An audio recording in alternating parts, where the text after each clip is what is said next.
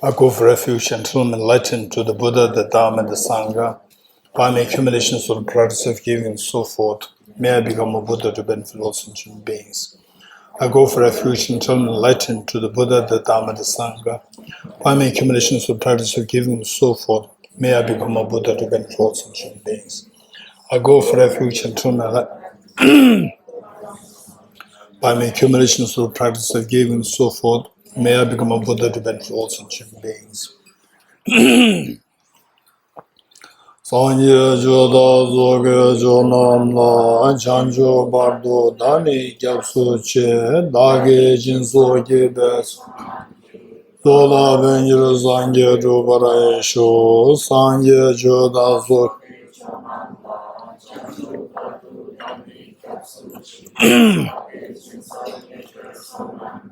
dola benjir sanye jobara esho sanye joda zoge jonam la chanjo bardo dani gyapsu Nage jinso gebe sonam ge dola benjir sanje jubare sho. Om ye dharma hetu prabhavam hetum tesham dathagato yavatat tesham chayo nirodha Evam bhakti mahashramanaye swa. Om ye dharma hetu prabhavam hetum tejam dathagato yavatat tesham chayo nirodha Evam bhakti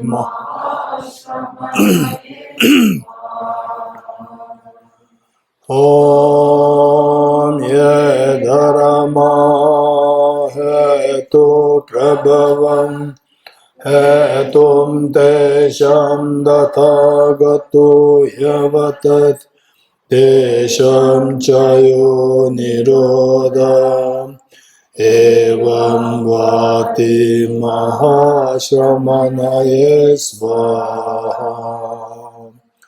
All phenomena arise from causes. The causes are dropped by the Tathagata. The cessation causes as well as dropped by the great seer. Deyatha om gate gate Paragate Parasamgate Bodhiswatyatha Om Gate Gate Paragate Parasamgate Bodhiswatyatha Om Gate Gate Paragate Parasamgate Bodhiswatyatha Om Gate Gate Paragate Parasamgate Bodhiswaha.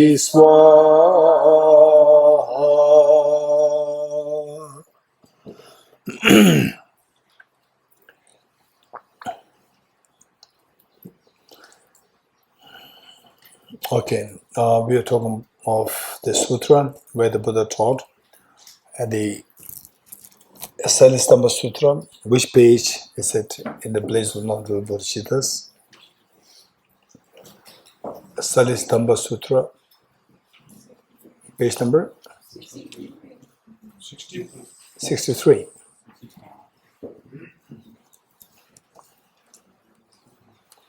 Okay, Noble Mind Sutra, the rice seedling. If you look at the second paragraph, where it reads, okay, look, the Oftentimes we see the teachings of the Buddha, for example, say the Heart Sutra, taught in Vulture's Peak. So here also, this Rajasthan Sutra was also taught in Rajgir, Vulture's Peak. It says, thus, homage to the old Buddhists and Bodhisattvas, thus ever here at one time, the Bhagavan meaning the Buddha, was residing on the Vulture's Peak mountain in Rajgriha with a great last sangha of 1,250 bhikshus and with a great many Bodhisattva Mahasattvas.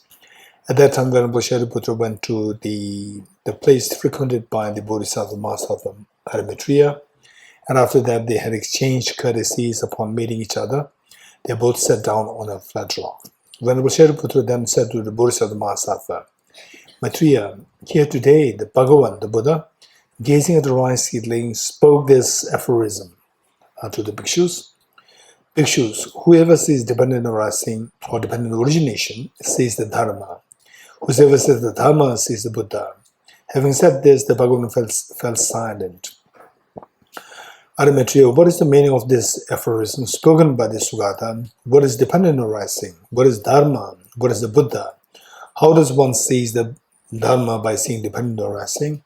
How does one see the Buddha by seeing the Dharma? Okay, this exchange happened, and then the next paragraph, it says, whosoever sees the Dharma sees the Buddha. Well, the phrase dependent arising means that because this exists, that exists, because this is produced, that is produced. That is to say, ignorance causes formation, formation meaning karma, and the karma causes consciousness, consciousness causes name and form, and so forth.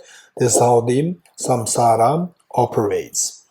And then the next page 64, the second paragraph reads, when ignorance ceases, then how the samsara stops. If you put effort, then we can bring end to samsara. How we can bring end to samsara is bring an end to ignorance. When ignorance ceases, formation ceases. When formation here meaning karma.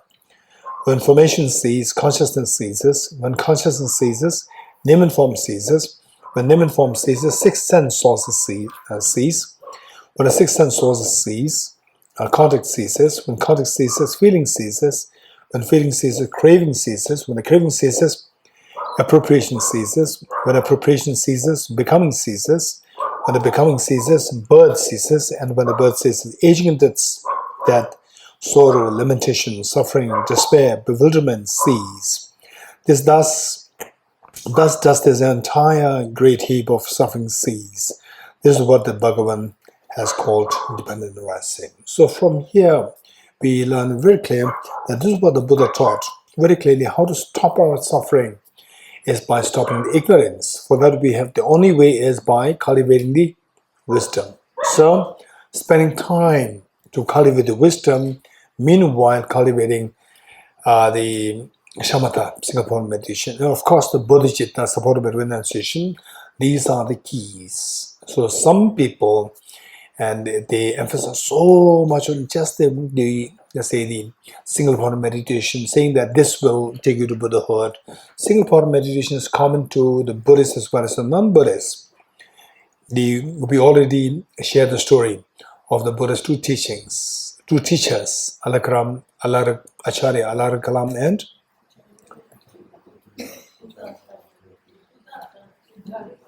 Acharya Udreka. The two teachers, they all reached very high level. They could not exit out of samsara. In the samadhi, meditative concentration, they all reached very high level. But they could not exit out of samsara. And when Prince Siddhartha later became Buddha, according to the common biography, has it that the Buddha becoming Prince Siddhartha, having become the Buddha, the first thing that he wanted to do was to repay the kindness to the two teachers. So he was searching, he was just contemplating to look for his two teachers and realized that the two teachers already passed away. Because the two teachers, why they could not get out of samsara was because of lacking the wisdom, realizing emptiness. You're getting it? They did have all the samadhis, very sophisticated samadhis, very sophisticated samadhis, single point of meditation, the breathing meditation, all these things, they've all excelled everything. But still they are bound to samsara because they did not have the wisdom of emptiness. It doesn't mean that with the wisdom of emptiness, everything will happen. This is also not true. With the wisdom of emptiness, that is like the axe. But for the axe to cut the poisonous tree, the person must have the great the enthusiasm. That's a bodhicitta. That enthusiasm should come from the realization that the wind blowing through this, it hurts me. It hurts me. That I must be free from this problem. This problem is very severe. That's renunciation. Then with this you see that others, all the dear sentient beings, they're also suffering the same thing. Then because of your own experience with the pain, you wish that all others be freed from this suffering, and wishing that I should become Buddha for the benefit of all sentient beings. That becomes bodhicitta. So bodhicitta must be supported by renunciation. With these two things, there's tremendous enthusiasm. Not only what is lacking, there's a tremendous enthusiasm there that I must cut this poisonous tree for myself and for all the dear sentient beings. And the axe is also very sharp. Still, you cannot cut the tree. There's one problem. What's the problem? Anyone?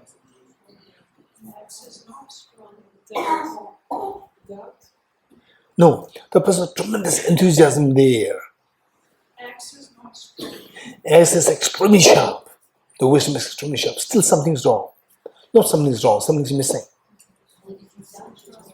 Rachel? Concentration, stability.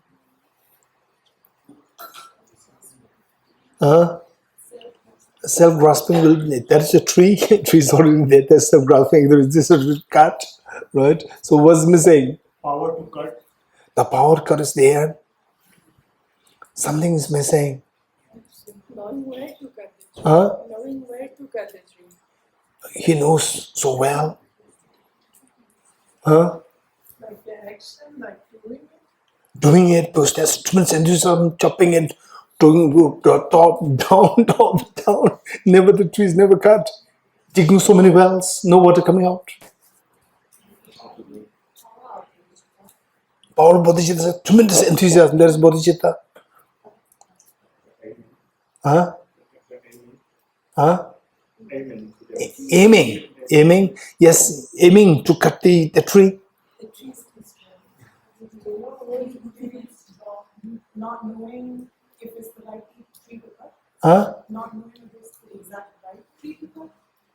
Yes, knowing that this is a poisonous tree, this is the one creative problem. Oh, you know that it must be cut from the root, yes. Manjariji? Huh?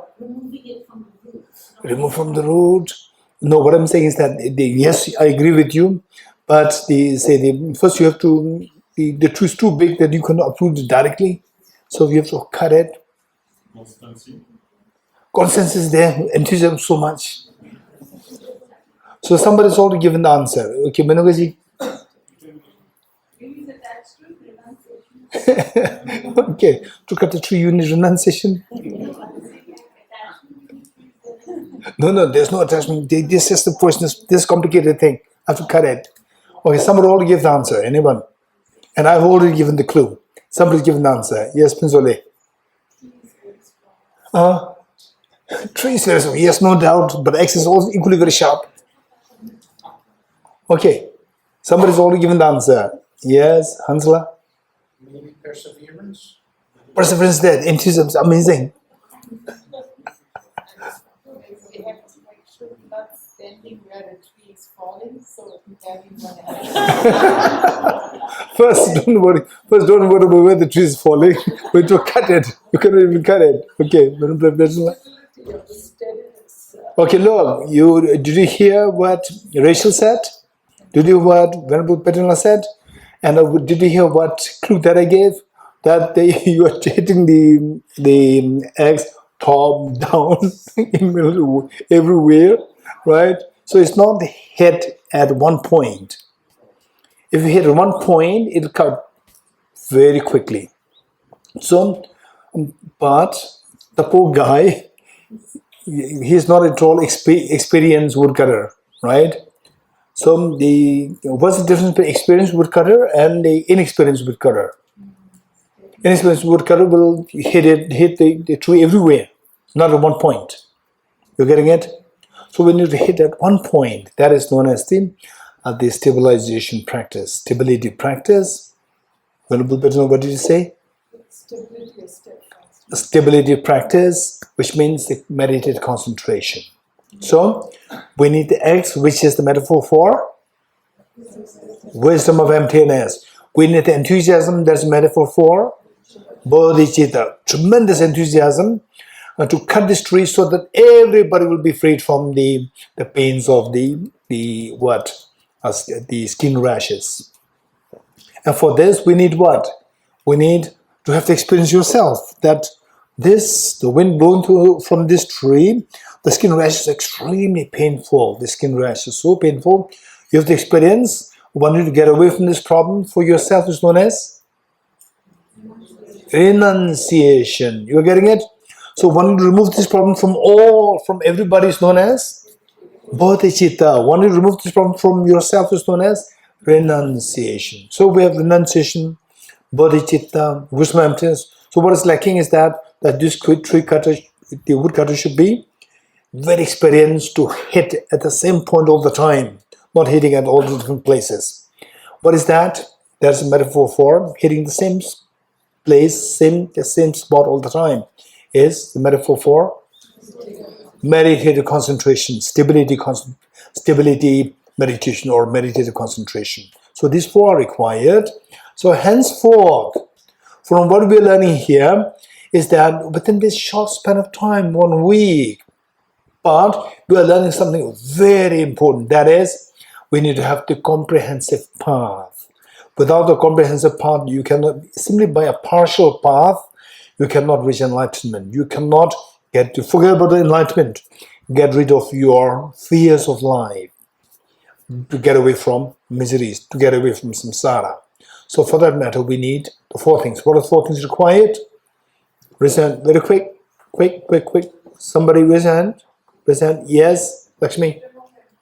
Wisdom of emptiness, Bodhicitta, renunciation, concentration, meditative concentration. Very good. Anybody who can give us the metaphors for each one of these four? Anyone raise hands? Quick, to save time. Yes. Acts as the wisdom of emptiness. Oh, and the very sharp X, not just X. Very sharp X for the wisdom of emptiness. Enthusiasm. Very strong enthusiasm. For bodhicitta. Bodhicitta. Wanting to actually remove the tree as for yourself as renunciation. To remove this problem that you get, remove the skin rashes that you get. So wanting to remove that skin rashes is the renunciation. Yes. Then Wanting to remove wanting to remove for everyone. remove this problem from everybody so that I should take the responsibility to remove this tree. That is a bodhicitta. What is missing? Hitting in one place steadily. Hitting it one place all the time. That is metaphor for meditative concentration. Thank you. Okay, so this is known as a very comprehensive practice. So if you're very serious that I have to get away in this life, I must make it a point that my life is meaningful. If you really want to give a meaning to your life, to make my life meaningful, these four things must be there. For example, say leading a life of getting some money, or say the adventures and so forth. Okay, that's fine. You can do these things. It doesn't mean that you have to forget all these things. Do these things. Meanwhile, particularly when you reach the age, depending on your maturation, some people they mature very fast. When they reach age 30s, they could feel that now I've seen the world. I've seen what life is. What is really meaningful in my life is to look for, to go into a mental journey, a journey of cleansing my mental defilements to awaken this Buddha nature within me. Okay. And then some people, when they reach 40s, they discover this. Some people, when they reach 50s, said, okay, now look, I'm growing old, right? My body surrendered with the what? COVID vaccine. My body surrendered. You know that? Like 50 plus, 40, I don't know. 50 plus, this body surrenders. With the vaccine, your body will not show any reaction. The body already surrenders. You try to fight. Initially, you try to fight for about a few minutes. I started to have this fever. And after that, the fever is gone. No hope. The body surrendered. So if it's a young body, they continue to fight for 3, 4, 5 days, right? Pinzole, your body fought? For like 2 to 3 days. 2 to 3 days, yeah. Because your body, the cells are very energetic, strong. Whereas it's already, okay. So with 50s, some people realize that, okay, now I've really looked for a meaningful life. And some people, when they're 60, still they think that they're young. Still they don't discover that. Okay, it depends on your level of maturation. So if you study these things way ahead of time, then the maturation will come fast in you. And then the earlier, it's always better to start this meaningful journey earlier the better. This is always better. Okay, so from that point of view, I'm sure many of the elders who already into Dharma for a long time, when they see these young faces, for sure they are so happy. The elders are so happy to see that the young ones, they are starting at such a young age. Very fortunate. Okay. So with this, what was he saying? Okay, very comprehensive path. 4 things are required. Now, the emptiness. Without emptiness, no the freedom from miseries. That's for sure. And the great saint, I think, Shavara, where is it? The compilation on emptiness and the wisdom of dependent origination. Can you see that? The compilation on emptiness, wisdom, and emptiness. Where is it? Vishla, you also asked me to remind you of the question you asked today: is emptiness and falling negative phenomena or a non-flow? Oh, yes, thank you. Okay, dependent origination emptiness, page 213. If we are on the same page, what is there, 213? Good.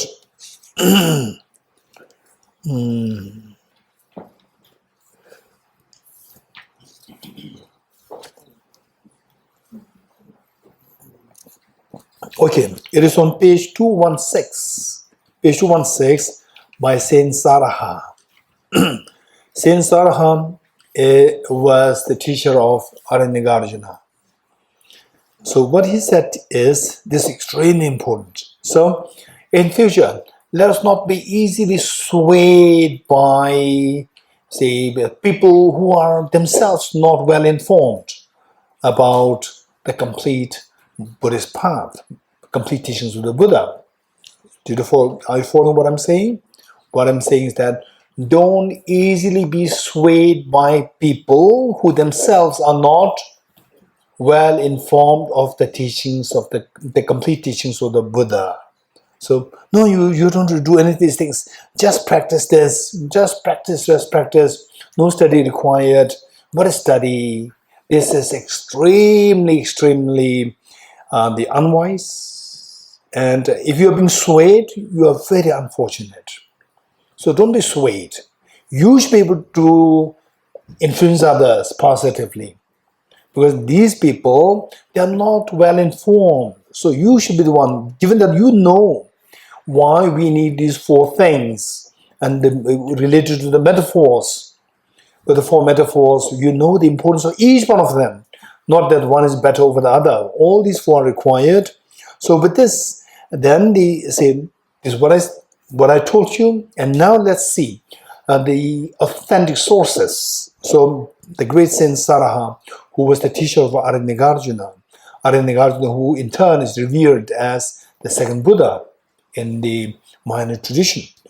So the great Saint Saraha said, by entering into emptiness but devoid of compassion was a problem. So if you have emptiness, wisdom of emptiness, but without compassion, then what's the problem? The problem is that one will not find the supreme path to Buddhahood. You will not attain the infinite happiness. You will not attain Buddhahood if you don't have the compassion. On the other hand, if you have the compassion, but not the wisdom of emptiness, by meditating upon compassion alone, one will not attain liberation. Liberation meaning nirvana. The fearlessness will not attain liberation, but remain in samsara. Without the wisdom of emptiness, even if you have compassion, but without the wisdom of emptiness, you will not even be liberated from samsara. The one capable of grasping the unity and unity of the two, compassion, the heightened version of which is Bodhicitta. Bodhicitta and the wisdom of emptiness, these two together, the one capable of grasping the unity of the two, will not remain in samsara, nor abide in personal nirvana. Nor remain in samsara, you will be freed to Buddhahood. And you will not get stuck in the personal nirvana. You will attain the full Buddhahood, not just a partial nirvana. So therefore we need the two things. What are two things? Wisdom of emptiness and the compassion, the heightened state of which is bodhicitta. So what about the other two? We said 4. So the great Saint Saraha only mentioned 2. So what about the other 2? What are the 2 things left? Renunciation and meditative concentration. Where are these 2? Anyone? You said renunciation is one part of the You said previously that renunciation is already part. Exactly. Renunciation should be the support. Not a part, it should be the support. Should be the ground for the bodhicitta. Good. So renunciation is implicitly indicated here. Not explicitly indicated, but implicitly indicated here by indicating the bodhicitta. What about the meditative concentration? Yeah? Perhaps it's meant by the grasping the unity of the two. Unity of the two is the wisdom and the compassion.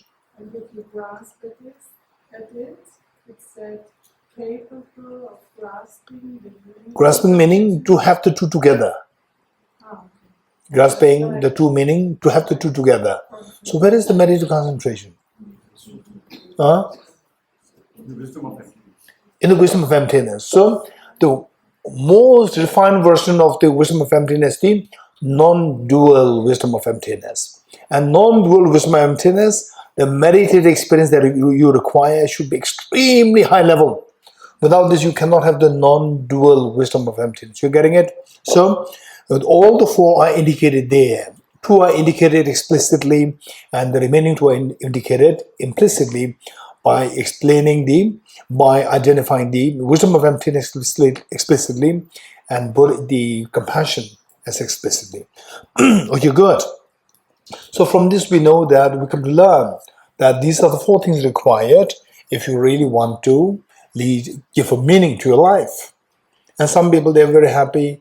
Okay, I do meditation just by single point meditation all the time, and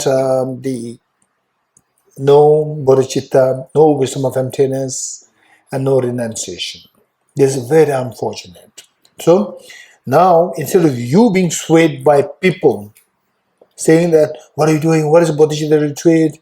Practice, you don't require bodhicitta retreat. So you should not be swayed. Instead, you should be the positive influence on these people. They require your help. You're getting it? This is so important. Okay, so with this in mind, what we are talking about is whosoever sees dependent origination will see the Dharma, and whosoever sees the Dharma will see the Buddha. What is dependent origination? So here, His Holiness the Dalai Lama identifies the dependent origination on 3 levels, and sometimes 2 levels. So there's no contradiction there. It's just the same. Let me say it again. Dependent origination can be understood to be of 3 levels or 2 levels. First, I'll explain the 3 levels, and then we'll go to the 2 levels. The 3 levels are the first one, and the order should not be confused. Order must be the way I'm presenting it. There's a reason there. The first one is dependent origination of the results, dependence on the causes. Dependent origination of the results, dependence on causes.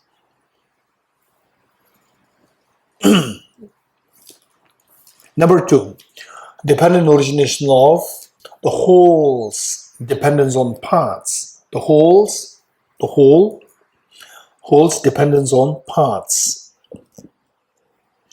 Dependent origination of the wholes, dependence on the parts. For example, the house as a whole, that makes sense by dependence on the wall, its parts, such as the walls, the ceiling, the pillar, the floor, the windows, doors, and so forth. Dependent origination of the wholes, dependence on the parts. And number 3, dependent origination of dependence on mere mental designation. Dependent origination of dependence on the mere mental designation. Dependent origination of dependence on mere mental designation, mental imputation, mental designation, same. Third one, the dependent origination of dependence on mere, M-E-R-E, mere mental designation, mental imputation. You don't know the meaning? This is what I'm saying? Okay, you want to know the meaning? Okay, I'm here to explain it. Okay. Okay. First, what is the first?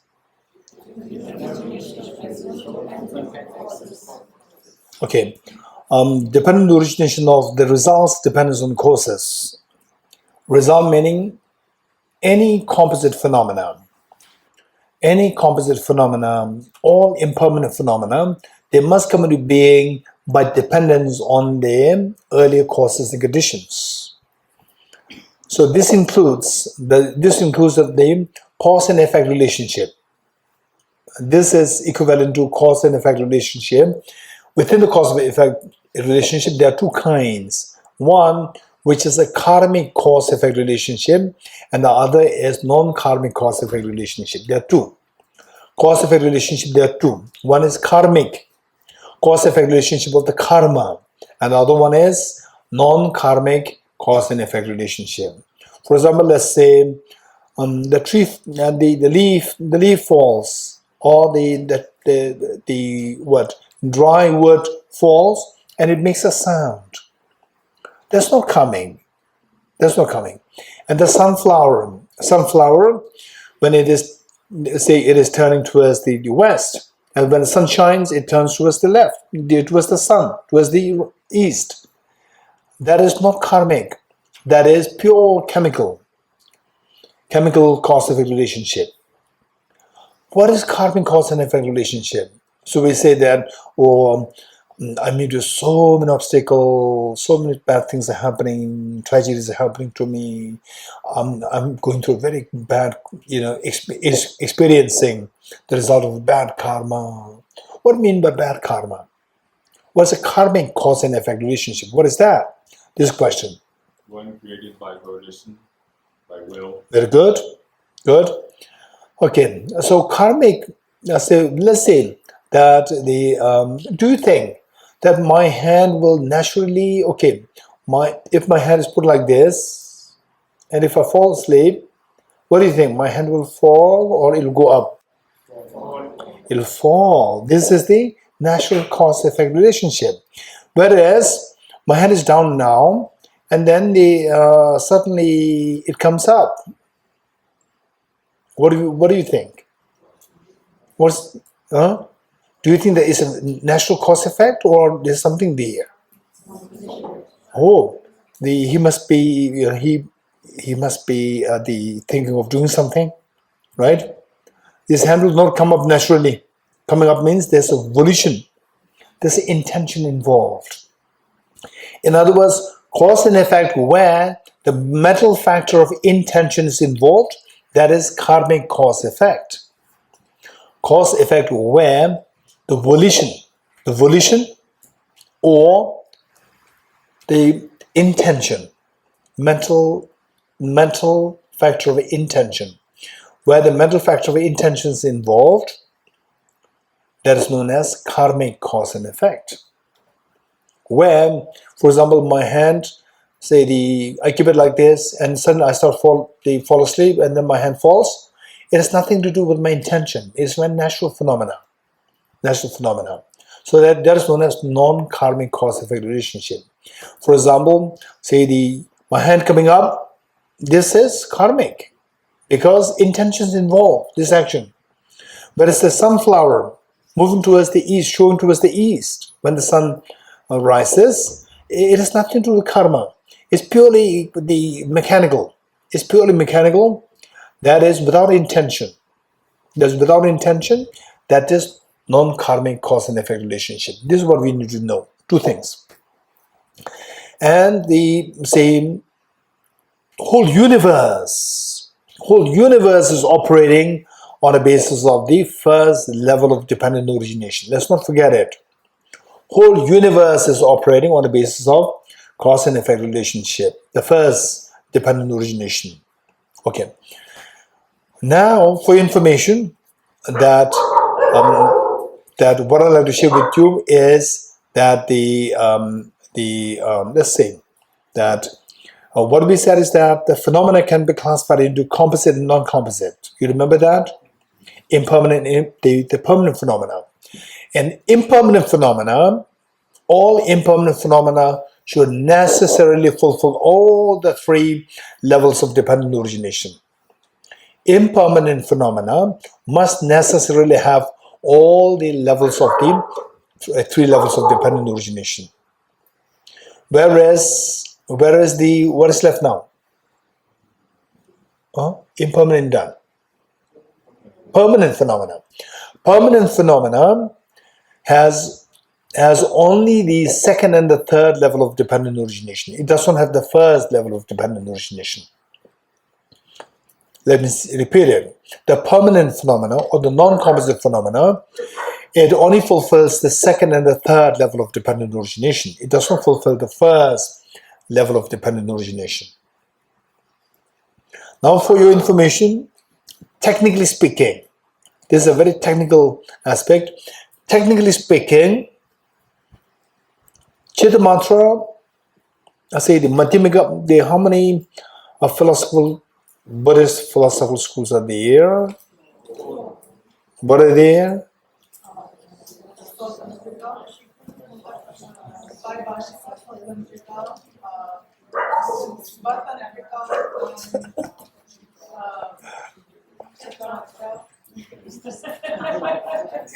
Good attempt, thank you. Okay, raise hands. Okay, Jonathan. Bodhicitta, Trantika, Chitta Mantra, and Madhya Mantra. Wonderful. Swatantaka, Vaibhashika, Tantrika, Chitmatra, Madhyamika. Very good. Okay. Vaibhashika, Sautrantika, Chittamatra, Madhyamika, right? The four. Out of the four, the first three, what are they? Vaibhashika, Sautrantika, Chittamatra. These three schools, for them, dependent origination means only the first level of dependent origination.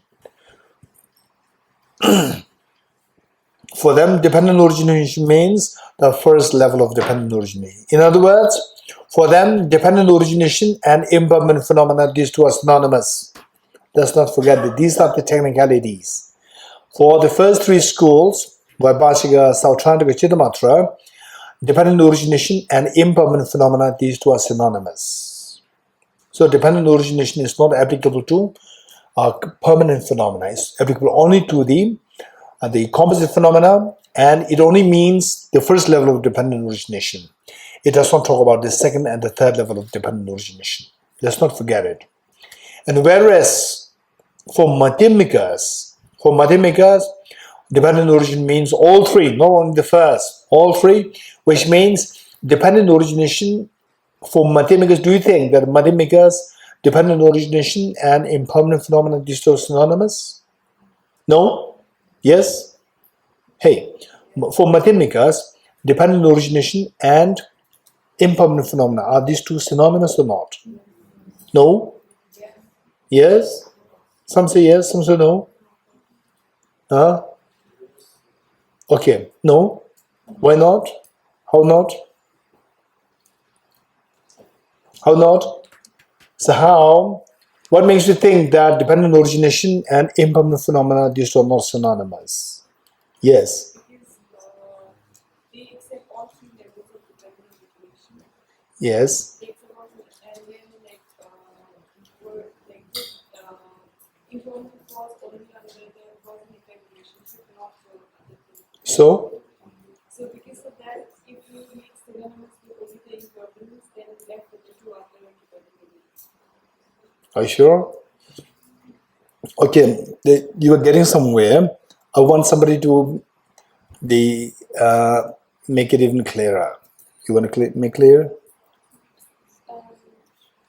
So for independent phenomena have four different levels, whereas permanent phenomena only have the last two levels. So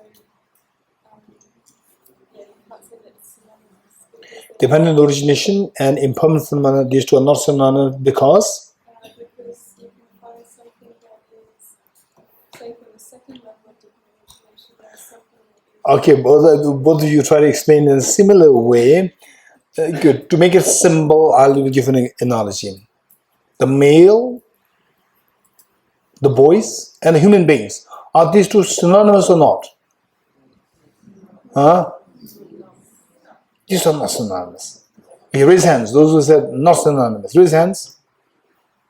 Raise hands. Okay, Pablo, tell me how these two are not synonymous. Okay, let's say, Insela, how these two are not synonymous. The male, the boys, and the human beings, how these two are not synonymous.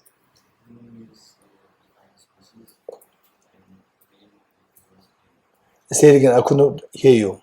Human beings represent the species and male represents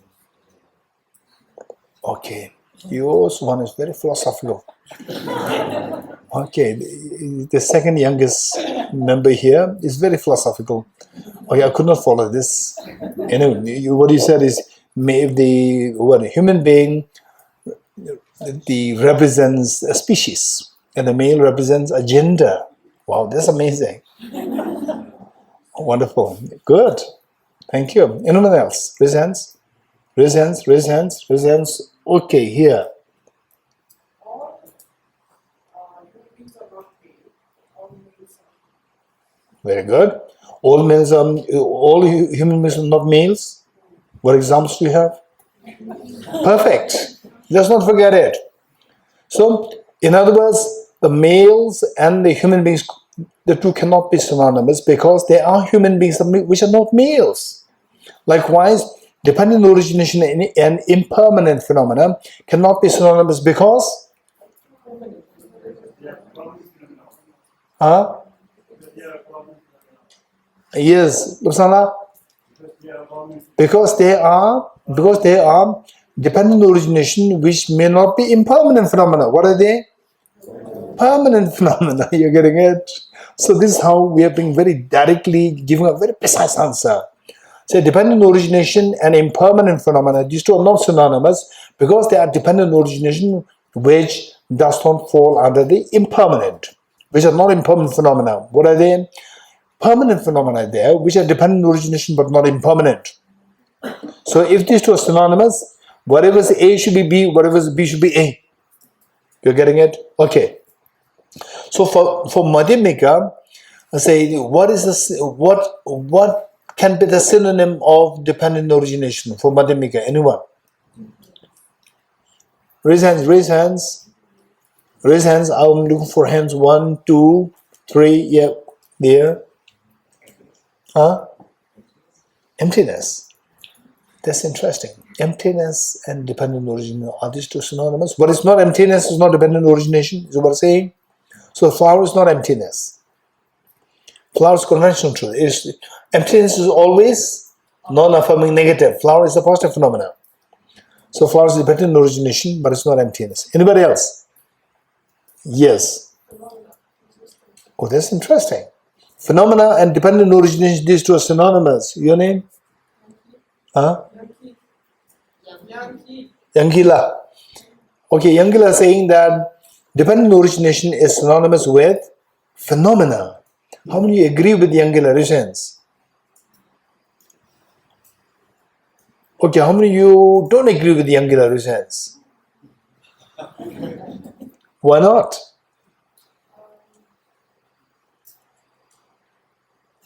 To make it very simple, how to see whether these two are synonymous or not?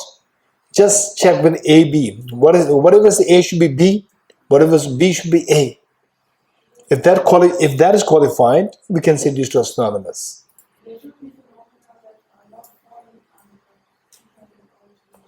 Okay, in other words, in mathematical point of view, everything is dependent originated because dependent origination, it has 3 levels, not only 1 level, 3 levels, and the impermanent phenomenon qualifies all the 3 levels of dependent origination, and the permanent phenomenon qualifies the 2nd and 3rd level of dependent origination. So there's no phenomena other than the permanent and impermanent. So all phenomena should be dependent originated, and what is dependent originated should be phenomena. So these two are synonymous. Thank you, Angela. So dependent origination and phenomena, these two are synonymous. According to Madhyamika, according to Chittamatra, what is that thing which is synonymous with dependent origination? Anyone? Huh? Impermanent phenomena. Impermanent phenomena and dependent origination, these two are synonymous from the point of view of Chittamatra, Swatananda, the Sautranda school, and Vaibhashika school. Good. Okay. So I'm going to quickly explain these 3 levels of dependent origination. The first one, dependent origination of the results depends on causes. All impermanent phenomena, they are results. They should necessarily come into being by dependence on their respective causes. This is a very important concept in the Buddha's teachings, where the Buddha taught, Ye dharma hetu prabhava. All phenomena arise from, all phenomena meaning, all composite phenomena arises from the causes. And what are the causes? Particularly the causes of the miseries, they are taught by the Tathagata. And how to bring an end to these causes as well as taught by the great seer. Let's not forget this. Yes.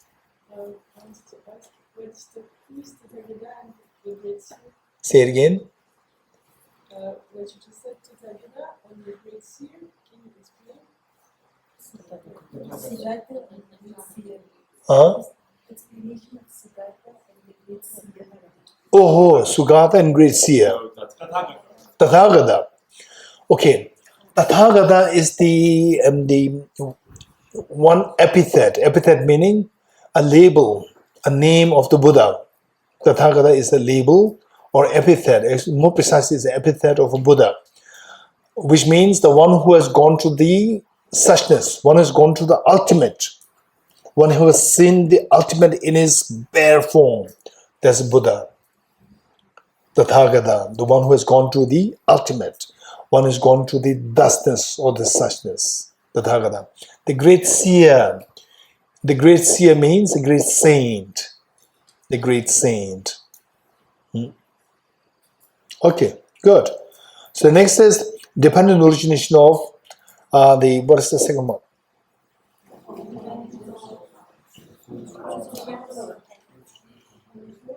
Dependent origination of wholes dependence on the parts, right? So over there, we see, for example, the house.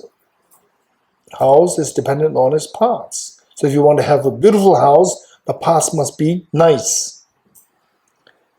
And if you want to take care of your hands, you have to take care of the fingers, and you take care of the palm, the bones, the skin. You have to take care of all the parts.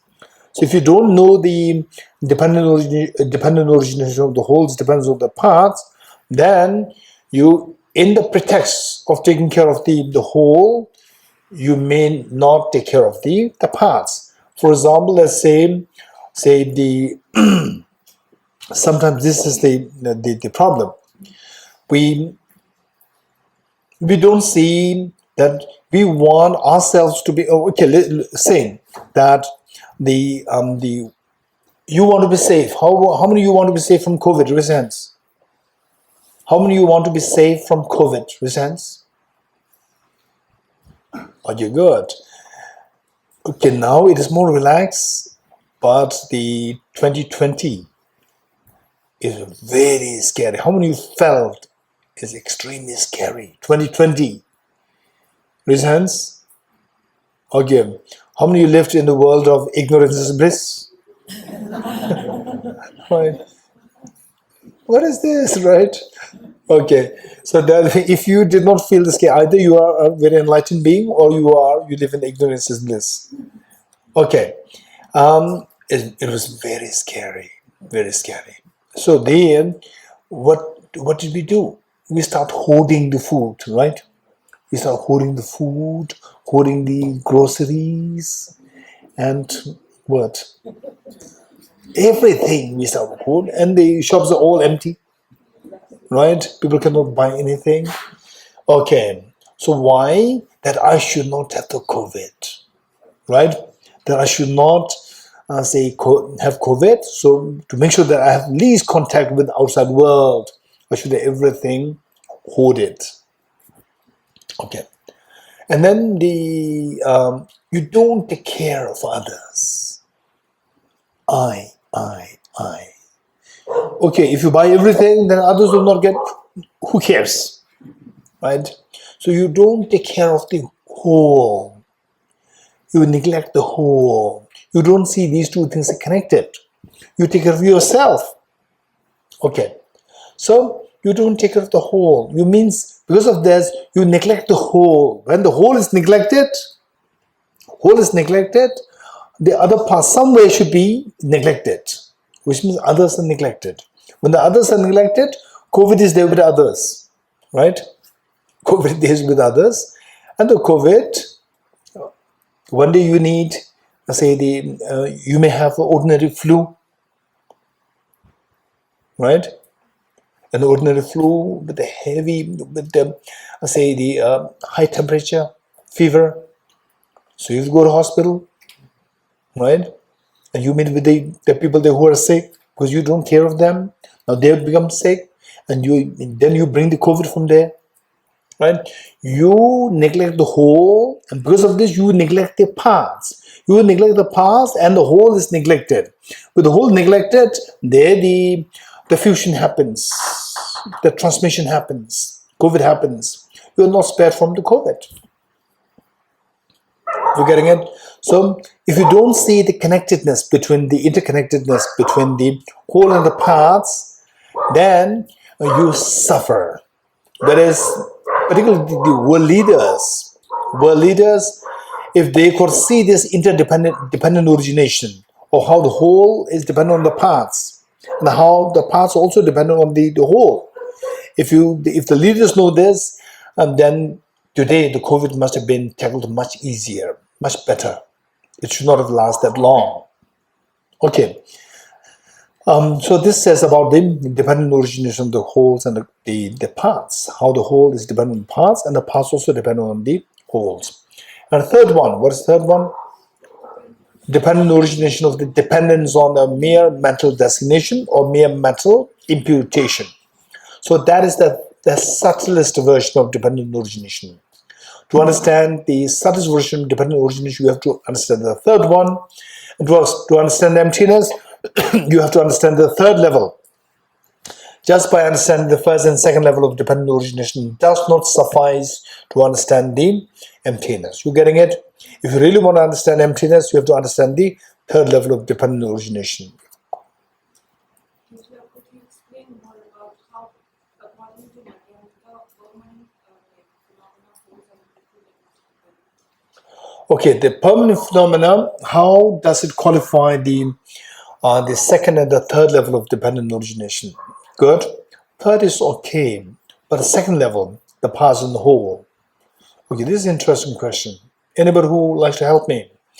A permanent phenomena, for non-composite phenomena, how can you talk about the parts and the whole? For composite phenomena, yes. For example, say this flower is a composite phenomena, it's an impermanent phenomena. It is made of parts. The material parts are there, atoms. But what about the non-composite phenomena? How are they made of the parts? Yes. Yangqinla or Yangila? Yangila. Yes. Okay. Okay. If you could remember that if you remember, number one, number two, that if I'm not to change my standpoint, do you remember that I said that the temporal parts and the material parts both are applicable only to the composite phenomena? You remember that? Let's not forget it. And I'm not going to change the stand. Not because I'm a very stubborn person, that's a reality. That temporal parts and the material parts, these two are applicable only to the composite phenomena. Material parts, of course, atoms, only the composite phenomena. Temporal parts is with the time. Time makes sense only with the composite phenomena, something which changes. What changes, the time makes sense with things that are changing. Composite, non-composite phenomena, they don't change. So therefore, the temporal parts is not applicable. But what I did say is that for the non-composite phenomena, permanent phenomena of the three levels of dependent origination, number 2 and number 3, these two are applicable, not the first one. So now, what is number 2? Dependent origination of wholes dependence on the parts. So for non-composite phenomena, permanent phenomena, how can you talk about the whole and the parts? Anyone here?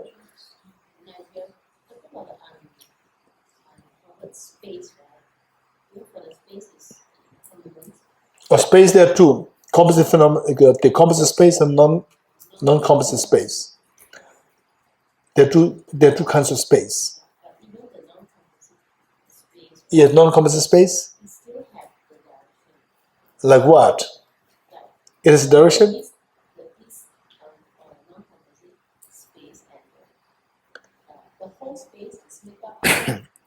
Is that material parts or the temporal parts? The directions.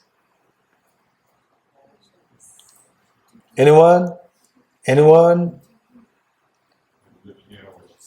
What she said is that even with the non-composite space, for non-composite space, shall I disclose what she said? Or you want to say it independently? You want to say something independently? I don't know what she said, so they don't know what it doesn't matter. Yes. To remember that is, if you put the absence of something in the east, absence of the north, west, maybe you can divide. Okay. So in a way, these two are like the calculus discovered by Newton and the other scientists simultaneously, independently, and they were fighting, right? So whose original thought? Two of you are talking the same thing. Yeah, this is exactly what she's saying. Saying that non-composite space, even non-composite space, we can talk about the non-composite space of the Gomba, non-composite space of, say, the kitchen, non-composite space of the classroom, non-composite space of the library. So we can say that there are different parts. Different parts. This is how we can see things, the non-composite things with the parts. And these parts nothing to do with the what? Material parts, no temporal parts. You getting it? So parts may not necessarily be one of these two parts. You getting it? Temporal parts So when we spoke composite phenomena, what is composite phenomena?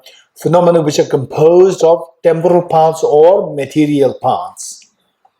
But whereas the non-composite phenomena, they are not composed of the temporal parts and the material parts, but they're composed of parts. What parts? Like this, how they two of them explained. The non-composite space of Gompa, non-composite space of the dining hall, non-composite space of the library, non-composite space of your room, and so forth. You getting it? Good. You got it? Huh? Okay. In this Gompa, is there non-composite space? Yes. And in your room, is there non-composite space? Okay. So these non-composite spaces, are these two same or these two are different? Different. So therefore, this is the non-composite space of this side, non-composite space of that side. Two different parts. Yeah, good. Yes. When you say that the absence of the flower on the hand is the glance of the real flower, and the real flower depends on the parts of the flower, petals. So you can say the absence of the flower depends on the parts of the real flower. Okay. Absence of flower. Okay, let's say that the absence of flower, where the absence of flower is, there's no flower. Right? So therefore, in ways like, let's say the flower is dependent on the petals. Where there's a flower, there are the petals. Whereas with the absence of flower, there's no flower. Right? So, is it dependent? Yes, of course, absence of flower makes sense, but depends on the flower. Right? Okay. So so what Yangila is saying, they don't ignore this. This is a very interesting debate. So, absence of flower, is it dependent on the flower? Without the flower, absence of flower makes no sense. Right? So it should depend on the flower. If it depends on the flower, then the flowers depend on the flower, the gardener. Right?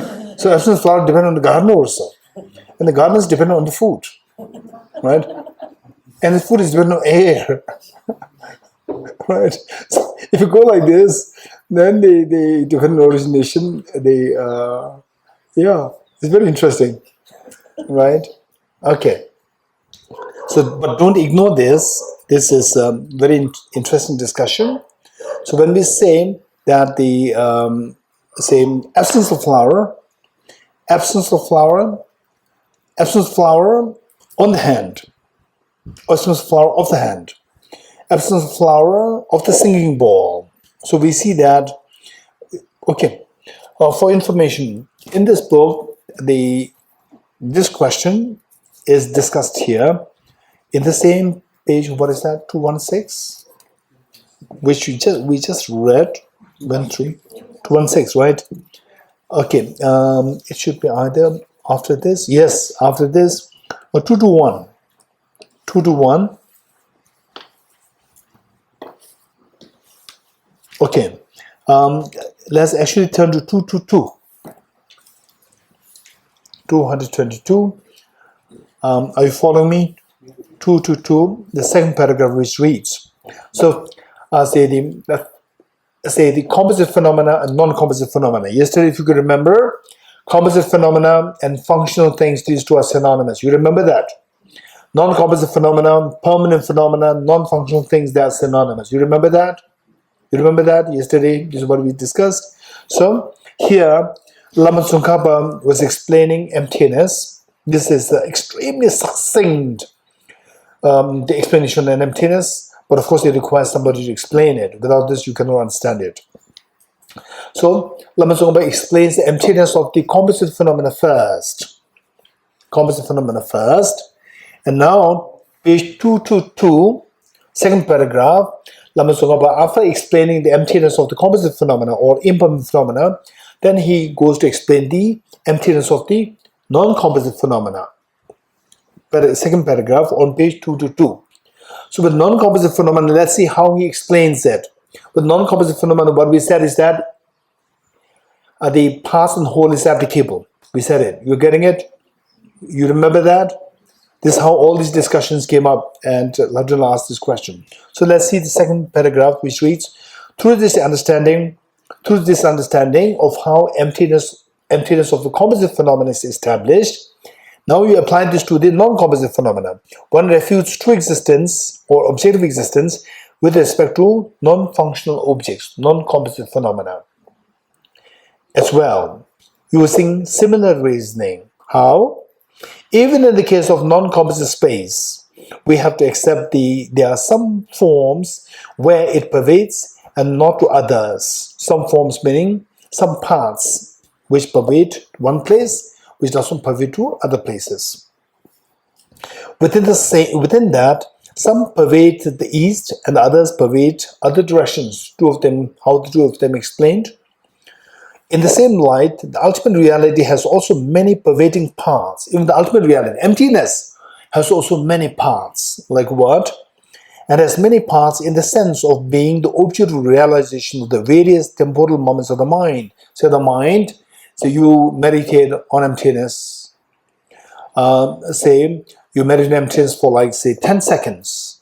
Thus, the emptiness as seen by the first moment of the mind, emptiness as seen by the second moment of mind, you see that emptiness can be explained as different parts, different segments, depending on which mind is seeing the emptiness. Emptiness seen by the first moment of the mind, emptiness seen by the second moment of the mind, emptiness seen by the third moment of the mind. So, because of the difference in these different minds, these minds which see the emptiness, there's difference there.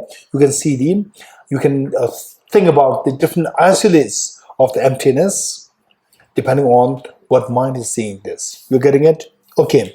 So, in other words, parts and whole are applicable to the non-composite phenomena as well. And this part, section which we're reading now, page 222, paragraph 2, if you don't understand it too well, don't worry. This is something which has to be explained separately. So why I picked up this is for you to tell, for me to tell you that what I'm sharing is actually coming from a very authentic source from Lama Tsongkhapa's text. So this is what I'm trying to do. Okay, we stop here. Om Gate Gate Paragate Parasamgate Bodhiswatyata Om Gate Gate Paragate Parasamgate Bodhiswatyata Om Gate Gate Paragate Parasamgate Bodhiswaha.